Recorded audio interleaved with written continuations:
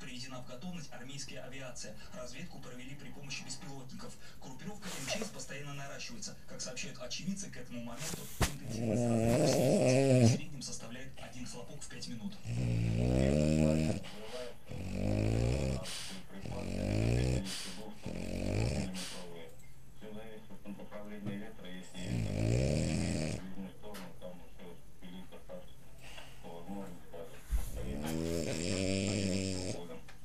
Предыдущий ЧП на бывших центральных окружениях Центрального военного округа произошло 4 года назад. Тогда в Урмане сгорели 3 улицы. 300 человек остались без крова. Разрушена школа и детский сад. Как говорят специалисты, сейчас угроза со времени предыдущего ЧП вокруг Арсенала сделали обваловку.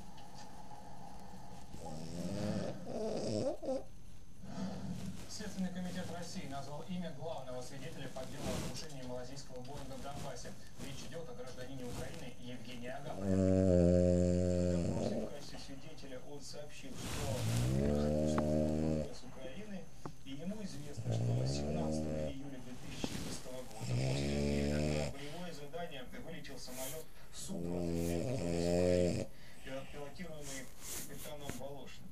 Указанный самолет вернулся на аэродром с пустым боекомплектом. При этом Волошин пояснил своим сослуживцам, что, вот прям цитирую его слова, самолет оказался не в то время, не в том месте. Свидетель узнал, что в тот же день потерпел крушение гражданский самолет с пассажирами малазийской авиакомпании. Следователи решили раскрыть личность свидетеля после того, как тщательно проверили его показания, в том числе с помощью полиграфа. В Следственном комитете подчеркивают, что Агапов добровольно прибыл в Россию и сейчас находится под госзащитой. По мнению следователей, показания свидетеля, а также обнародовали вчера выводы корпорации «Алмаз Андей», позволяют в расследовании дела о крушении Боинга в небе над Украиной. Шанхайская организация сотрудничества в ближайшее время может пополниться новыми членами. Об этом сегодня заявил Владимир Путин. Он встретился с министрами иностранных дел стран ШОС.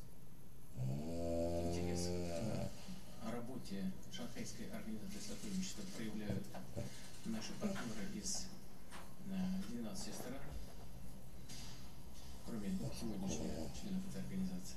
Мы договаривались о том, что рассмотрим возможность принятия в состав Шанхайской организации сотрудничества Индии, Пакистана, других стран, которые хотели бы упрочить свои контакты с нашей организацией.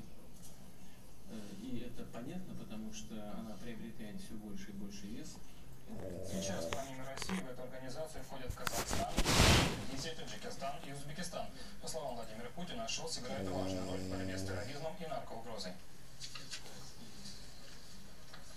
Сегодня Греция должна сделать важный шаг или к дефолту, или к спасению от него. Все зависит от того, чем закончится в Брюсселе. Почему к ним столько внимания, Все идет к последний шанс договориться по-хорошему.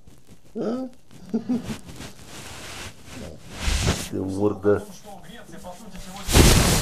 Морда. Встреча премьера Греции Алексиса Ципроса с президентом Еврокомиссии Жан-Клодом Юнкером.